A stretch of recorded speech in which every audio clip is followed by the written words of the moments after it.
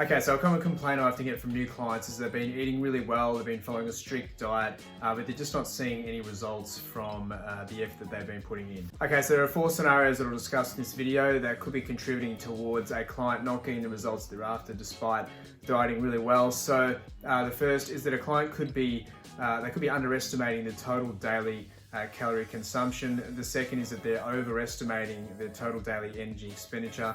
The third is metabolic adaptation, and the final is that they don't have enough incidental movement during the day. Okay, so regarding underestimating the amount of calories that you're consuming each day, so basically in a nutshell what that means is you're eating more than what you think that you're eating.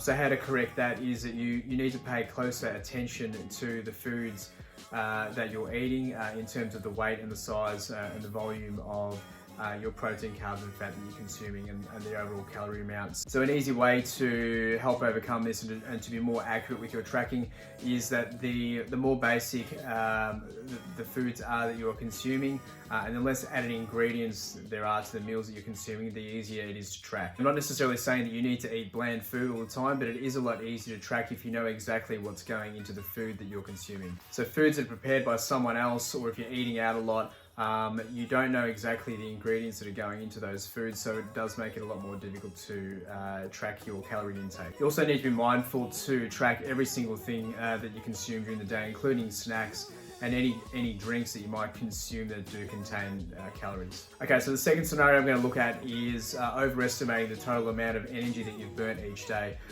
So one scenario that can happen is with smartwatches. They do track the amount of energy that you're burning each day, but a lot of them have been found to be inaccurate by a large percentage. So what I would do is I would recommend using an online calculator. I've got one on my website, I'll link it below.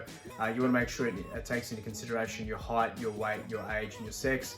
And it also takes into consideration your other activities that you do throughout the day. So the calculator that I use, what it does is it adds an addition onto your base metabolic rate based on the type of occupation that you have. For example, like if you're sitting at a desk all day, or whether you have an active job or a laborious job, and also the amount of exercise that you're doing each day. This will then give you a total daily energy expenditure.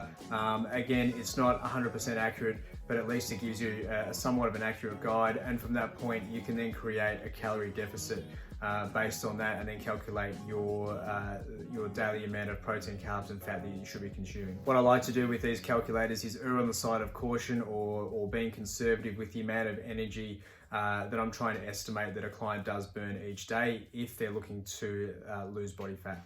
Okay, so the third scenario I'm going to look at is metabolic adaptation. So with metabolic adaptation, if you've got a long history of chronic dieting or consuming low amounts of calories, what can happen is your metabolism can start to conserve energy and slow down fat burning. So with metabolic adaptation, what can happen is that your leptin and thyroid levels can drop. They're one of the main drivers of fat burning. And also what can happen is that your cortisol levels can increase. Now the problem with having high cortisol levels is that you can then run the risk of muscle loss, which will then slow your base metabolic rate down even further. So what can also happen is that the energy that you're burning from training or just incidental movements such as walking can also be reduced as your body is trying to conserve even more energy. So the solution to try and correct this scenario is not less food and more exercise. What you do need to try and do is what's called a reverse diet. So a reverse diet is where you're gradually increasing your calorie amount over a set period of time until you reach a new base level of calories that you can sustain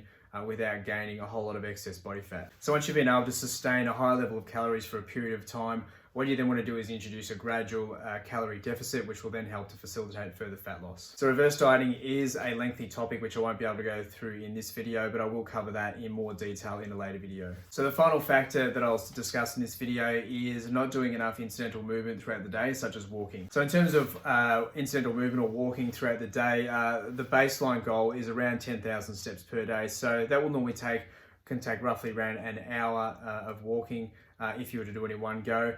I find that with clients who are corporate workers or that drive a lot during the day, they do struggle to get in 10,000 steps or roughly 1 hour of walking. So what I do recommend is to break up their incidental movement throughout the day. So for example, doing 20 minutes in the morning, 20 minutes at lunchtime, and then 20 minutes after work. So if you're walking 10,000 steps per day, that equates to roughly around 500 calories burned. So walking also has the added benefit of improving your blood glucose levels and insulin sensitivity. So what I do with my online and face-to-face clients is put together a training and nutrition program which is based on your body composition goals, but it also takes into consideration your past training history and also your dieting history.